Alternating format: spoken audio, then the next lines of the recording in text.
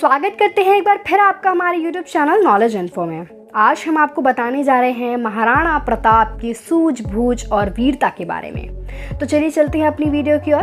दोस्तों, महाराणा प्रताप की टक्कर का कोई भी योद्धा भारतीय इतिहास में आज तक नहीं मिला।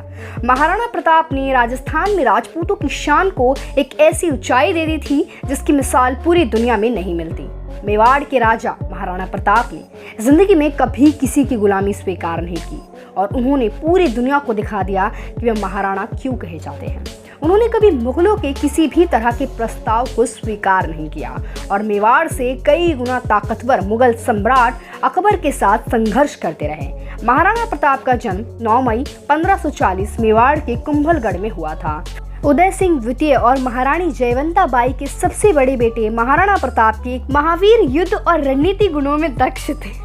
उन्होंने मेवाड़ की मुगलों के बार बार हुए हमलों से रक्षा की और अपने आन बान के लिए कभी समझौता नहीं किया और कितनी ही विपरीत परिस्थितियां क्यों ना हो, उन्होंने कभी हार नहीं मानी।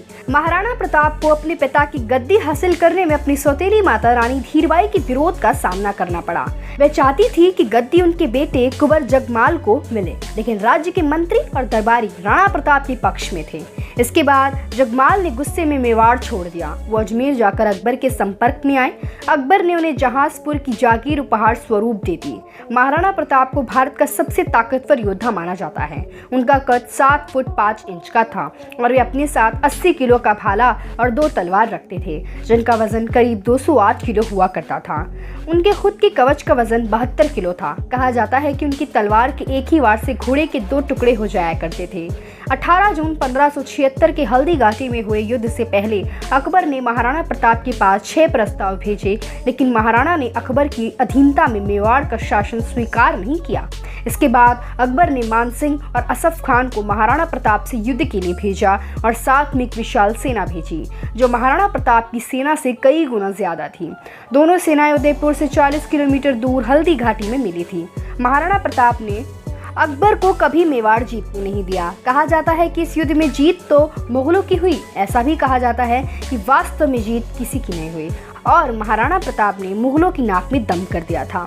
ये युद्ध 1 दिन तक चला और उसमें हजारों लोग मारे गए, लेकिन इस बात पर सभी एक मत है कि इस युद्ध में मुगल महाराणा प्रताप और उनके परिवार को कुछ नुकसान नहीं पहुंचा सके थे। अपने घोड़े चेतक की मौत और खुद घायल होने के बाद महाराणा मैदान से बच निकलने में सफल हो गए।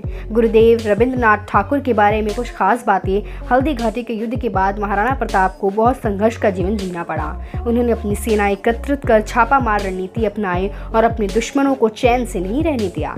यह नीति सफल हुई और इसी बीच उन्हें भामाशाह की मदद मिली और देवगढ़ के युद्ध में उन्होंने मेवाड़ का ज्यादातर हिस्सा हासिल किया, लेकिन चित्तौड़ हासिल नहीं कर सके। इसके बाद अकबर ने मेवाड़ का अभियान छोड़ दिया और फिर कभी मेवाड़ को मुगलों का सामना नहीं करना पड़ा। दोस्तों, कैसी लगी आपको हमारी यह जानकारी, हमें कमेंट सेक्शन में लिखकर जरूर बताइएगा। साथ ही चैनल को सब्सक्राइब करना और वीडियो को लाइक करना मत भूलिएगा। ऐसी ही इंटरेस्टिंग वीडियोस के लिए बनी रहिए हमारे चैनल नॉलेज इन्फो के साथ। धन्यवाद।